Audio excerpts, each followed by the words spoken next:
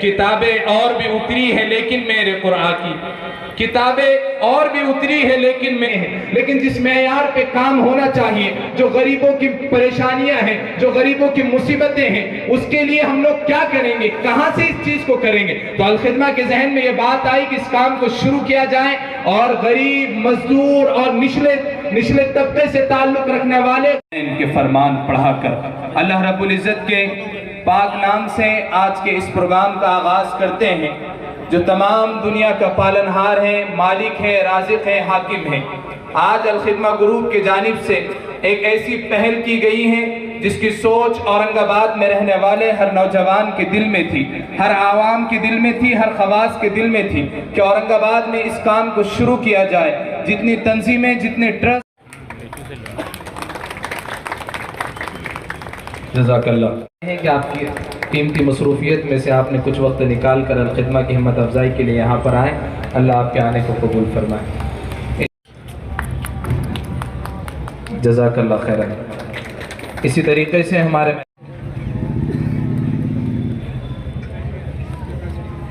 Express के मुदीर जनाब शारिद नक्शबंदी साहब भी यहाँ तशरीफ लाए हैं। मैं जनाब शेख वाजिद साहब से दरख्वास्त करता हूँ कि जनाब शेख आमिर साहब से दरख्वास्त करता हूँ कि वो उसामा साहब का इस्तकबाल फरमाए।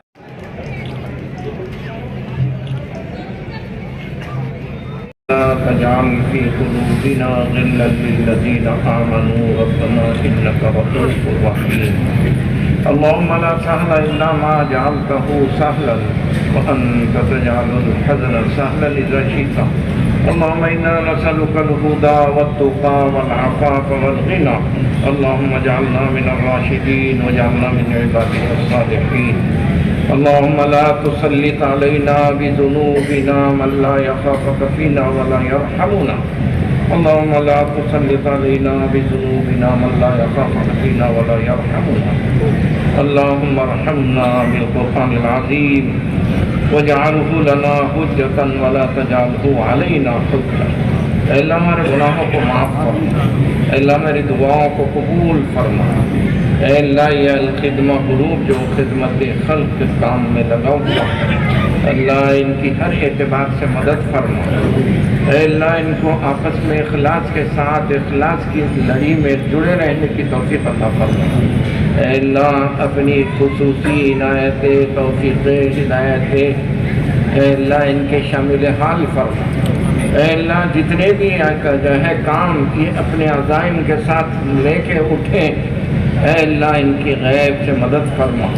ऐ अल्लाह अहले खैर हजरात और अहले सियासत और अहले मज़हब, अहले दीन, तमाम ही हजरात की तवज्जो इनकी तरफ मुनासिब फरमा। ऐ अल्लाह इस किस्म के काम और भी इलाकों में करने की ऐ अल्लाह तौफ़ीक़ अता फरमा और ऐसे ग्रुप खड़े फरमा, खड़े कर दे कि अल्लाह जो इस किस्म के जो है कामों को उम्मत के लिए काम करने के लिए आगे बढ़े और उनकी तरफ जो है अपनी खुसूसी तवज्जो मुनासिब फरमा। अल्लाह हमारी टूटी फूटी दुआओं को कबूल फरमा।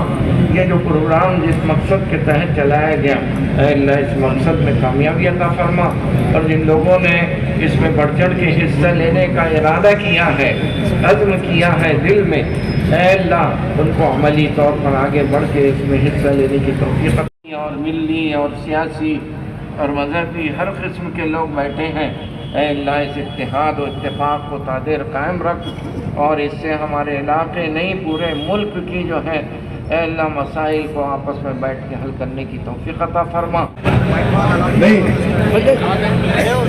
किसी को न किसी की तो कोई इजाज़त लेना, इसलिए मैं मुफ्ती साहब की इजाज़त लूँगा और सभी स्टेज पर बैठे तमाम दोस्त, भाई, साथी, MP, MLA, MLC, कॉरपोरेटर, आजी माजी से सब आजी भावी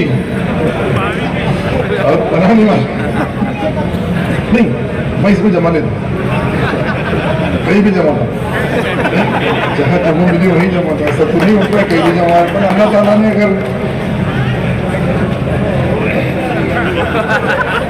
मैं इम्तियाज जमील साहब को बता रहा था, उनके लड़के का नाम हुआ, मैं इसको रास्ते से आते ऊपर बोले मेरे वालिद साहब मेरे से डरते हैं, तो मैं ना उनकी कुर्सी पे अधिकार बंद मैं बोला अभी तक बेटे बाप से डरते थे कि पहला बाप है कि बेटे से डरता है। बिलाल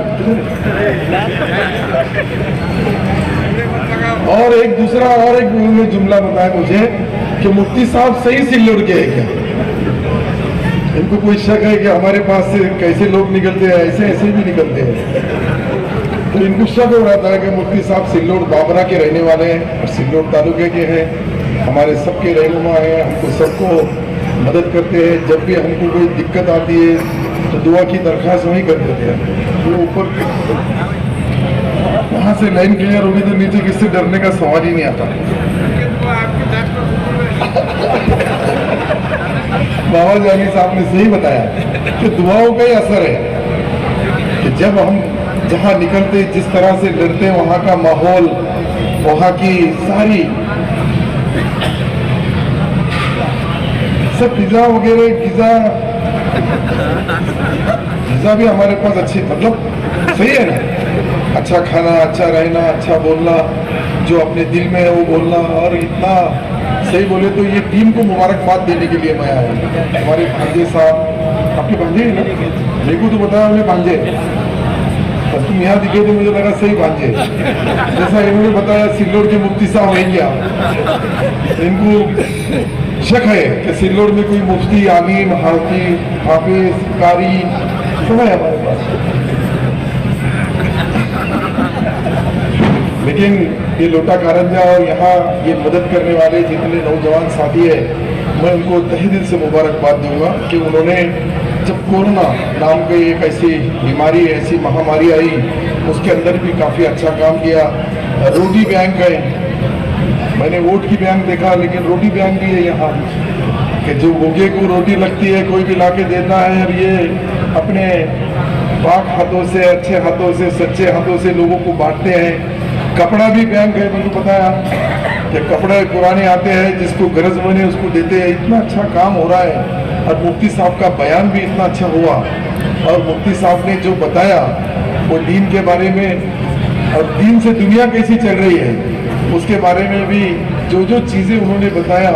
मैं तो इतना तालीमी याफ्ता नहीं है कि उनके बारे में उनके बाद बोल सकूं, मुझे लगता था पहले आना चाहिए।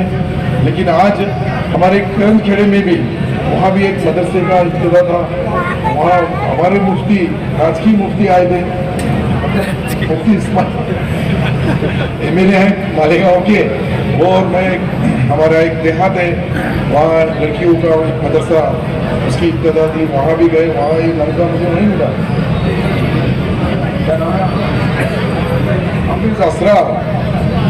वो बोले आप औरंगाबाद आएंगे कि? मैं बोला क्यों नहीं आऊँगा, मुझे आज आना ही है वहाँ। यहाँ वो भी मिला। वहाँ काफ़ी लोगों ने एक अच्छा मदरसा और उसके साथ एक दवाखाना भी बनाया। वो दवाखाने में वहाँ लेडीज़ का स्पेशल दवाखाना बनाए। देहात में इतना बड़ा काम हो रहा है, हालांकि वो मेरा चुनाव क्षेत्र नहीं था, ये जनाब का था। मैं जानना लोकसभा में ये औरंगाबाद लोकसभा है, तो मुझे कभी कभी इनका भी काम करना पड़ता है। तो दिन में दूसरे का करता था, रात में इनका करता। सही है, हमारा काम तुम्हारे जैसा नहीं है। ईमान पक्का है, मुसलमान भी पक्का है, इसमें कोई शक शुबा नहीं है। तो कभी कभी राजकारणी बन जाता है क्योंकि पहले मुसलमान है, पहले मेरा ईमान अल्लाह ताला को हाजिर नाजिर रख के जितना होता है खजूर का हिस्सा काम करने की कोशिश जरूर करता हूँ, लेकिन उसके साथ राजकारण भी पूरी तरीके से खेलता हूँ, खिलवाता भी हूँ, सिर्फ खेलता नहीं। देखिए, आज औरंगाबाद के इस लोटा कारंजा इलाके में अल खिदमा ग्रुप की तरफ से जो एक मैटरनिटी वार्ड की शुरुआत की गई है, ये बहुत ही काबिल तारीफ़ काम है। अदनान चौर साहब और उनकी पूरी टीम ने ये जो एक प्रोजेक्ट औरंगाबाद में शुरू किया है वो शहर के लिए, ज़िले के लिए बहुत ज़रूरी था। और यहाँ पे बहुत ही बिल्कुल कम दाम में, मतलब बहुत ही कम रेट में यहाँ पर डिलीवरीज की जाएंगी, महज 3000 रुपये में, और पूरा गोशे पर्दे का इंतज़ाम यहाँ पर रहेगा। एक बहुत अच्छा प्रोजेक्ट इनके ज़रिए यहाँ पर किया गया है। हम उन्हें नेक ख्वाहिशात पेश करते हैं और उम्मीद करते हैं कि जिस जज्बे के साथ, जिस खुलूस के साथ हम लोगों ने ये आज इसकी शुरुआत की है, अल्लाह इसमें बरकत अता करे। आपने ऐलान करे एम्बुलेंस, देखिए एक अच्छी चीज़ ये है कि ये इतना बड़ा हॉस्पिटल इन्होंने शुरू किया है और ये पूरे ग्रुप ने ये तय किया है कि हम किसी से पैसा लेंगे नहीं, पैसा मांगेंगे नहीं करके। अब ये हम सब की जिम्मेदारी हो जाती है, जिसकी जैसी हैसियत है उस हैसियत के हिसाब से इंसान ने अपने तौर के ऊपर हम कैसे मदद कर सकते हैं वो मदद करनी चाहिए, क्योंकि उन्होंने अपना इरादा साफ़ कर दिया है कि हम किसी के आगे हाथ नहीं फैलाएंगे, किसी से मांगेंगे नहीं। तो मुझे ऐसा लगा कि ये मेरी जिम्मेदारी होती है कि अगर ये गरीब पेशेंट्स के लिए और ख़ुसूसन हमारी बहनों के लिए अगर ये मैटरनिटी वार्ड अगर शुरू किया जा रहा है तो वाकई में वो गरीब है, इस वजह से वो यहाँ पर आएंगे क्योंकि वो प्राइवेट हॉस्पिटल का ख़र्च नहीं बेयर कर सकते हैं। तो मेरे तौर के ऊपर मैंने मेरी तरफ से एक छोटी सी एक पहल करके कि एक एम्बुलेंस में मेरी तरफ से इन्हें डोनेट करेंगे अल-खिदमा ग्रुप को, ताकि कुछ सवाब के हकदार हम भी बन जाएँ। शागंज में कब तक शागंज का जो दवाखाना, देखिए शागंज के हॉस्पिटल के ताल्लुक से मैंने कल ही इसका रिव्यू लिया हूँ और कल डीपीडीसी की मीटिंग है, उस मीटिंग के अंदर हमने उसको प्रोजेक्ट को हम ले रहे हैं।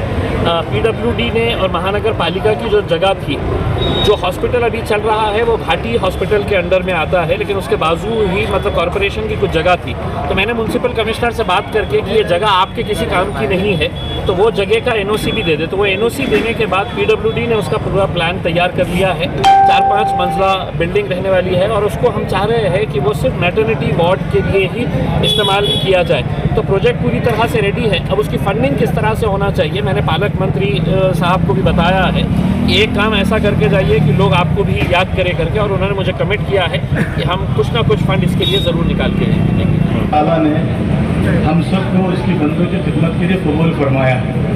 हम सबसे पहले अल्लाह का शुक्र अदा करते हैं जावेद के ऊपर। और इसी के साथ साथ हम अल-खिदमा ग्रुप के वो मेंबर जो 2-2.5 साल से हमारे मेंबर बने हुए हैं और अल्हम्दुलिल्लाह मुस्तकिल हमारा पूरा साथ दे रहे हैं, हम उन तमाम का भी तहे दिल से शुक्रगुजार हैं। अल्लाह हमको इसका जज़ा खैर अता फरमाए। और ख़ास तौर से हमारे कुछ ऐसे भाई हैं जो यहाँ मौजूद नहीं हैं, ताकि जिनकी फ़िक्रों पे और जिनकी मेहनतों से और जिनकी मदद से अल्हम्दुलिल्लाह आपके सामने ये अल-खिदमा मैटरनिटी होम खड़ा है, जिसमें ओवरवाइज इस्लामिक वॉइसेस और हेल्पिंग हैंड फाउंडेशन और सीड्स के इन हजरात का बड़ा ताउन रहा है। हम तहे दिल से इनके शुक्रगुजार है कि इनकी कोशिशों से और इनकी मेहनतों से अल्लाह ने अल-खिदमा मैटरनिटीज़ को खड़ा फरमाया। और ख़ास तौर से हम साथ में आने वाले उलमा इकराम और इन सियासी रहनुमाओं का और उन तमाम का जिन लोगों ने हमारी इस मजलिस में आकर हमको हिम्मत अफजाई की और हमारा हौसला बढ़ाया, उन तमाम का हम तहे दिल से शुक्रगुजार हैं। अल्हम्दुलिल्लाह आप हजरात के सामने ज़्यादा वक्त नहीं लेते हुए आप हजरात के सामने अल-खिदमा ग्रुप किस बुनियाद पर शुरू हुआ, उसके क्या मकासद थे, वो मुख्तरा अंदाज से रखना है। इंशाअल्लाह हमारे मेहमान उसके सामने फिर उनकी बात होगी इंशाअल्लाह, उसके बाद दुआ हो जाएंगे इंशाअल्लाह, क्योंकि काफ़ी वक्त हो गया। अल्हम्दुलिल्लाह अल-खिदमा ग्रुप की बुनियाद 2019 में सितंबर में हुई, जिसके अंदर अनाज बैंक, अपना दस्तरखान और कपड़ा बैंक शुरू किया गया। असल वजह उसकी ये थी इस बुनियाद को डालने की कि उस वक्त एक वाक़या हमारे सामने पेश आया था कि एक बस्ती के अंदर हमारे एक बुजुर्ग थे कि जो कुछ खिलौने तकसीम करते थे और उनके घर का यह हाल था कि जब हमने उनसे तहकीक किया तो वो सुबह घर से निकलते थे तो घर में कोई खाना बनाने वाला नहीं होता था और वो एक दुकान से एक नान रोटी लेते थे। आधी रोटी सुबह में वो एक मिठाई की दुकान में से जो गुलाब जामुन का जो मीठा शिरवा होता है उसमें डुबा के खाते थे और शाम के अंदर वो आधी रोटी उसमें डुबा कर खाते थे।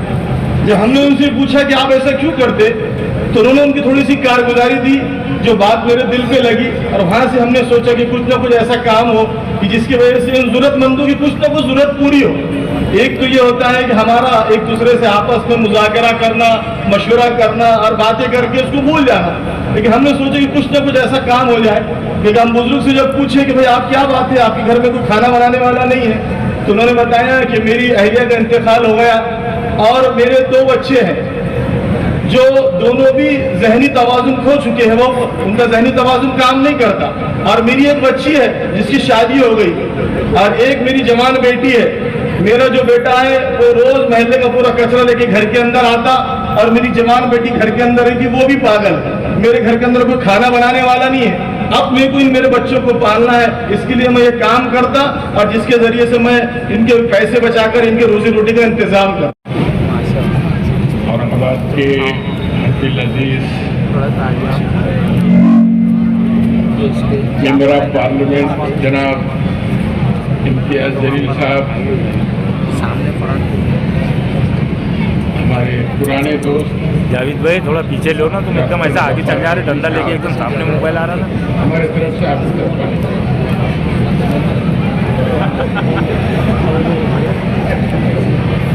जिन्होंने यहाँ पर मुझे मदऊ किया, हमारे साहिल चौस, मेरा मुजाहिद खान साहब, इलियास किरमानी साहब, मंच पे तमाम मौजूद मोअज़्ज़िज़ हज़रात, मोअज़्ज़िज़ सामईन, नौजवान दोस्तों और साथियों, जनाब अदनान चौस साहब की तकरीर में बहुत से सुन रहा था कि उनके खिदमत और उनका जज्बा